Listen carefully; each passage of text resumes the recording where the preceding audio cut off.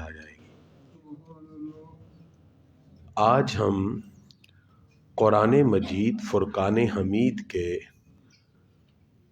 جتنے معنی اور مطالب ہیں، قرآن مجید کی 6000 سے زیادہ جو آیات ہیں،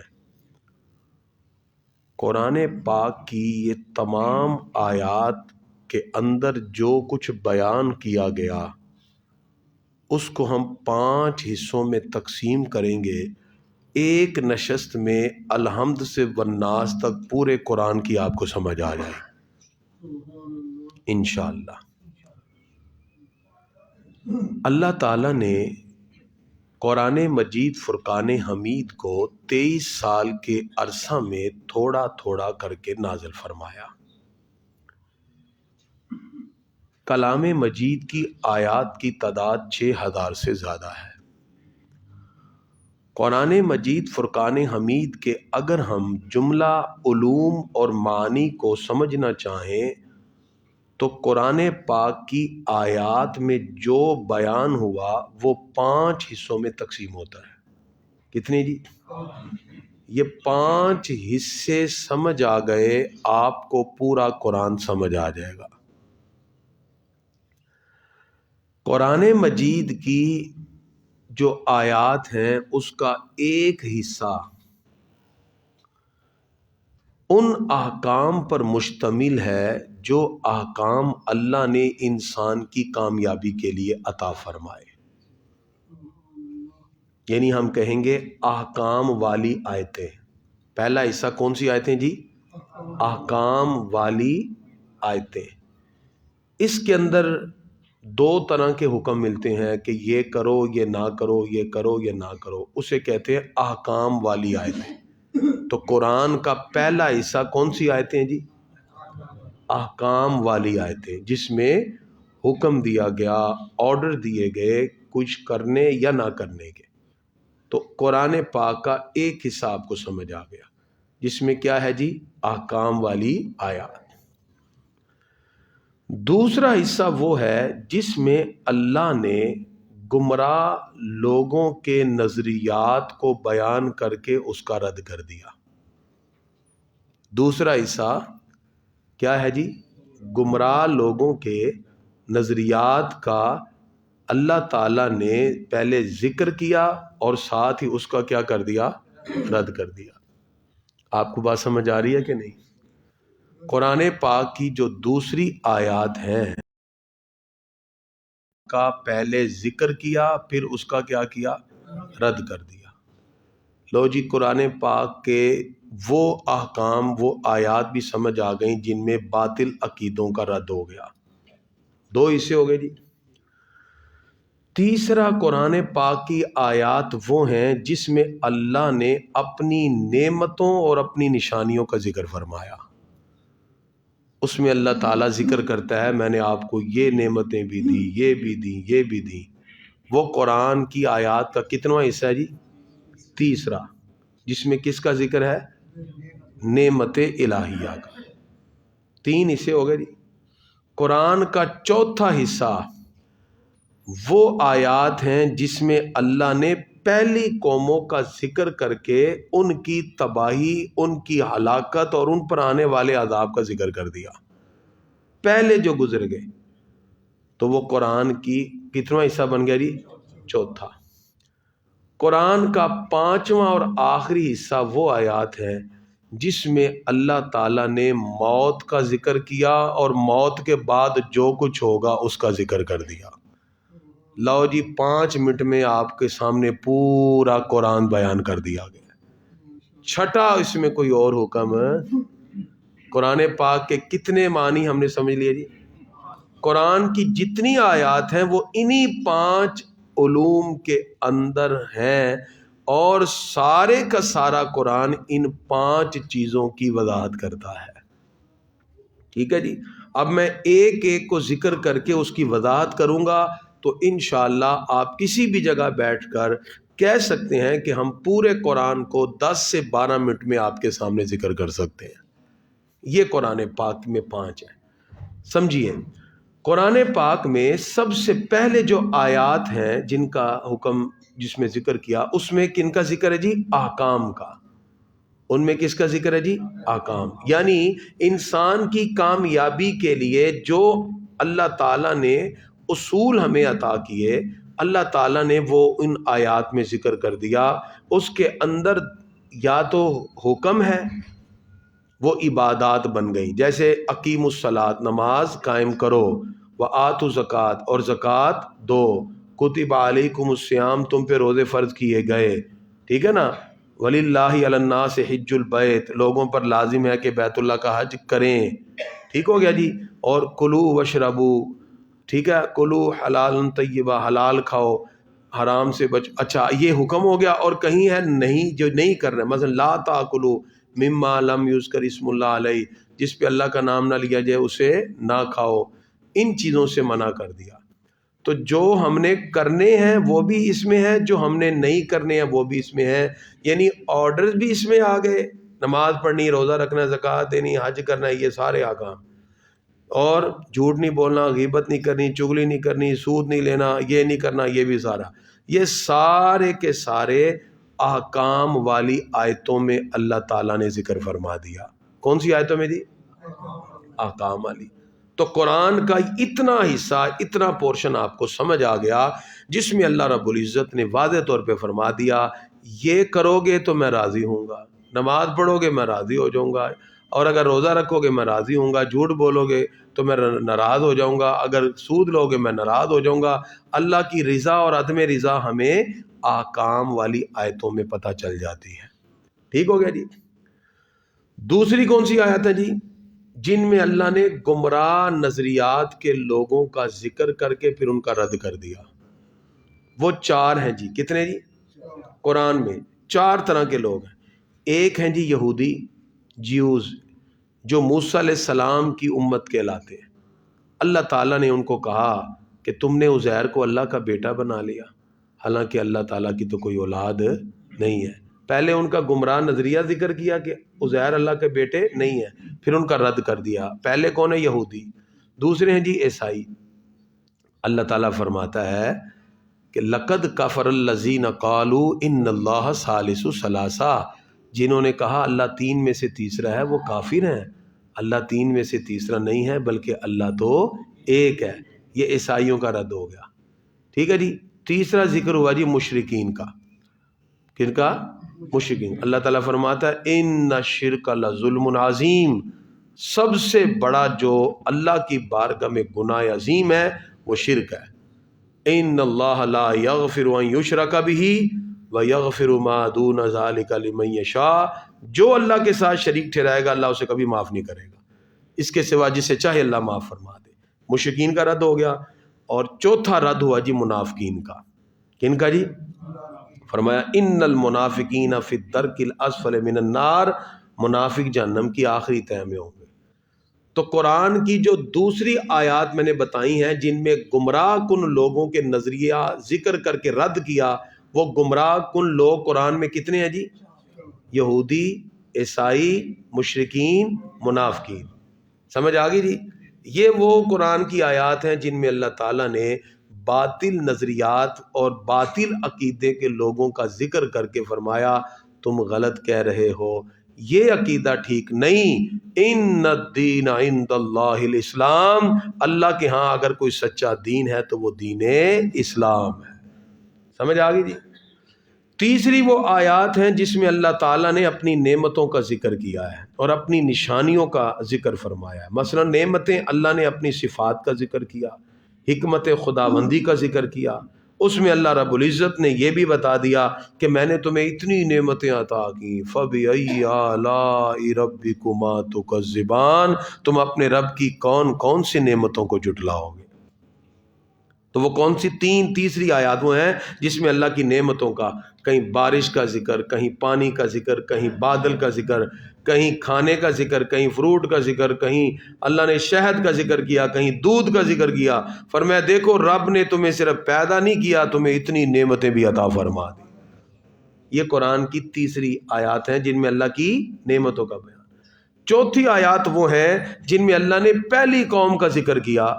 فرمایا دیکھ لو قوم نوح کا کیا حال ہوا، دیکھ لو قوم لوط کے ساتھ کیا ہوا، قوم عاد ہے، قوم سمود ہے، قوم لوط ہے، قوم نوح ہے، اور جو جو قوم اللہ کی نافرمانی کرتی رہی اللہ نے ان کا پورا ذکر کیا، اس وقت کے نبی کا ذکر کیا، اور ان کا رب کے نبی کو جھٹلانا اور معجزے کا انکار کرنا، اور اس پر اللہ نے جو عذاب بھیجا اللہ تعالیٰ نے وہ سارے کا سارا ان میں ذکر فرما دیا۔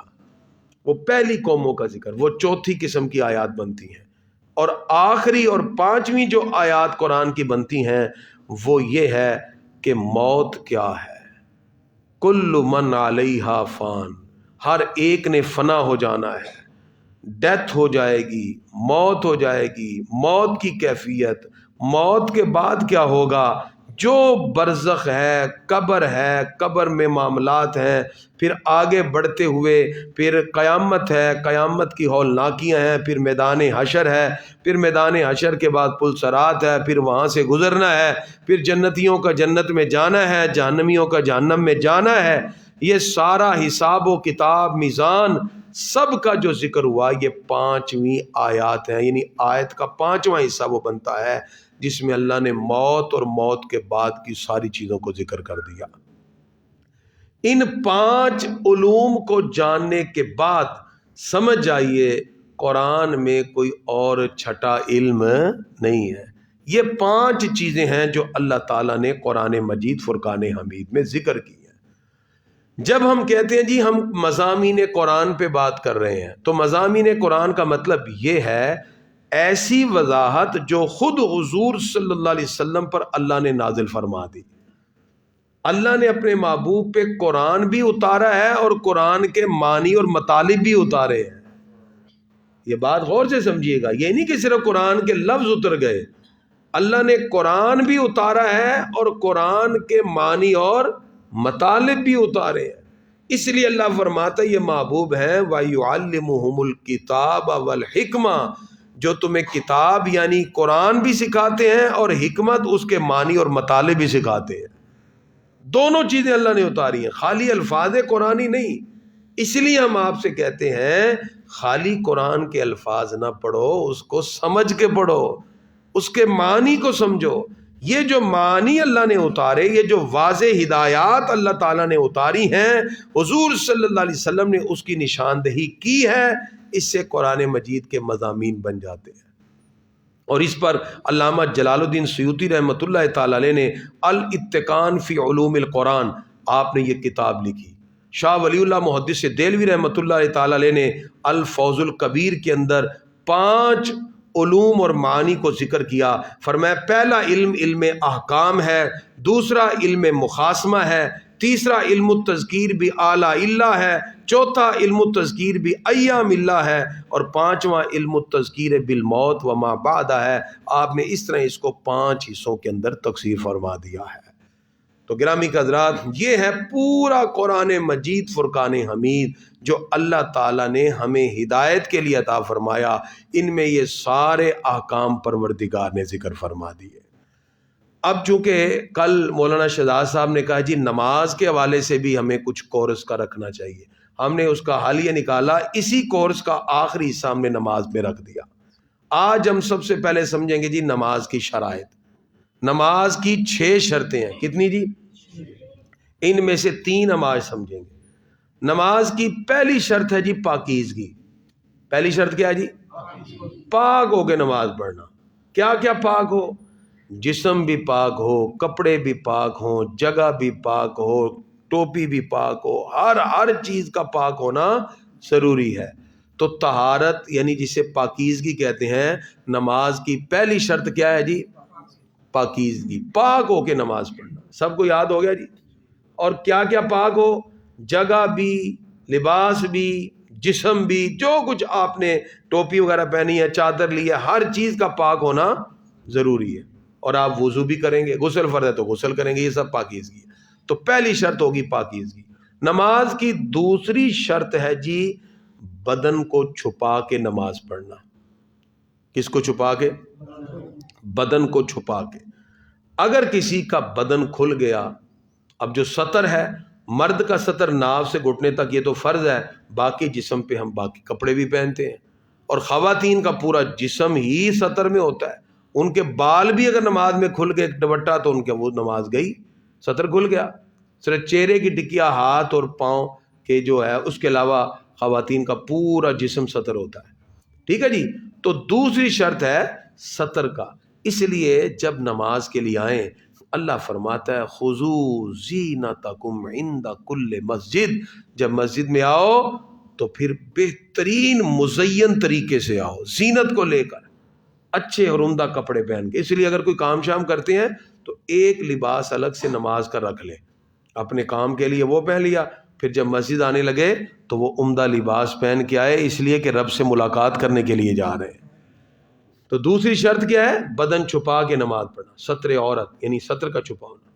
نماز کی تیسری شرط ہے جی قبلہ رخ ہو کے نماز پڑھنا. تیسری شرط کیا ہے جی؟ قبلے رخ، آپ کی توجہ قبلے کی، ڈائریکشن قبلے کی طرف. ٹھیک ہے جی. اگر کسی جگہ آپ ایسے ہیں جہاں کوئی بتانے والے پوچھ لیں، آج کل تو ایپ بھی آ گئی ہیں، ایپ کے ذریعے پتہ لگ جاتا ہے، پوچھیں. وگرنہ کوئی علامت دیکھیں، جیسے ہمارے ہاں جہاں سورج غروب ہوتا ہے پاکستان میں اس طرف ہی قبلہ ہے، ایسے ہے نا، اس ڈائریکشن میں نماز. تو نماز کی تین شرطیں آپ نے سمجھ لی. کون کون سی جی؟ پہلی شرط کیا ہے جی؟ سارے بولے طہارت پاکیزگی. دوسری شرط کیا ہے؟ بدن کا چھپا کے ستر عورت نماز پڑھنا. تیسری شرط کیا ہے؟ قبلہ رخ ہو کے قبلے کی طرف منہ کر کے. یہ تین شرطیں آپ سب کو اچھی طرح ذہن نشین ہو جانی چاہیے. اب ہم نماز پڑھتے ہیں تو بس نماز پڑھتے ہی ہیں، نہ تلفظات درست ہوتے ہیں، اور جلدی جلدی ہم ایسے نماز پڑھتے ہیں جیسے پتہ نہیں کوئی پیچھے پڑا ہوا ہے.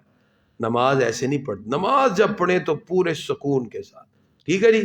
آج کے بعد جب بھی آپ نے نماز پڑھنی ہے سب سے پہلے آپ کا دل پورا مطمئن ہو، کسی ادھر ادھر نہیں جانا آپ نے. ٹھیک ہو گیا. اور نیت کرنی ہے جو بھی نماز پڑھنے لگے، جیسے عشاء کی 4 فرض عشاء کے پڑھتا ہوں واسطے اللہ تعالیٰ کے، بندگی خدا کی، پیچھے سے امام کے ہاتھ کو بڑے آرام سے اللہ اکبر، ہاتھ یہاں باندھنے ہیں، 2 یہ انگلیاں ایسے 3 اوپر اور دبا کے باندھنی ہے. اور اس کے بعد ثنا ایسے نہیں پڑھنی کہ دوڑ لگائی ہوئی ہے. ثنا بعض لوگ پڑھتے ہیں جلدی جلدی سبحانک اللہم، ایسے نہیں پڑھنا. ٹھیک ہے. اس کو میں پڑھوں گا اور آپ میرے ساتھ ساتھ پڑھیں گے. آج ہم اپنی نماز میں پہلی چیز ٹھیک کریں گے، کیا؟ ثنا. ثنا آپ سب نے میرے ساتھ پڑھنی. ٹھیک ہے. ہم کیا پڑھیں گے؟ سبحانک اللہم. اب یہ جو ہے نا صبح، یہ حروف قلقلہ میں ہے، قطب جدین. ٹھیک ہے. اب اس کو سبحان نہیں پڑھنا، صبح اب ایب اوب. ٹھیک ہے. با پہ کیا ہوتا ہے؟ قلقلہ، جیسے بال پھینک کے اور اچھل گئے، اب ایب اوب. تو کیا پڑھنا ہے؟ صبح پڑھنا کہ صبح؟ با کی آواز میں قلقلہ پیدا ہوگا. پڑھیے گا سبحان اللہم، سبحانک اللہم. اب آج کے بعد آپ نے سبحانک اللہم نہیں پڑھنا. سبحانک اللہم کوئی لفظ نہیں ہے، سبحانک اللہم کوئی لفظ نہیں ہے. کیا پڑھنا ہے؟ صبح ہا کو بھی ہا نہیں، ہا سبحانک اللہم وبحمدک وتبارک اسمک. سین کی سیٹی کی بات، سین اور سواد میں فرق کرنا ہے. اچھا ٹھیک ہے. اب یہاں کیا پڑھتے ہیں لوگ؟ وتبارک اسمک. نعوذ باللہ، یہ کیا بھی اللہ معاف کرے. بعض لوگ پڑھتے ہیں سبحانک اللہم وبحمدک وتبارک اسمک. یہ سب غلط ہے، ان کو ٹھیک کر کے پڑھیں. اللہ کا نام ہے. ٹھیک ہے جی. پھر دوبارہ سے پڑھیں گے سبحانک اللہم وبحمدک وتبارک اسمک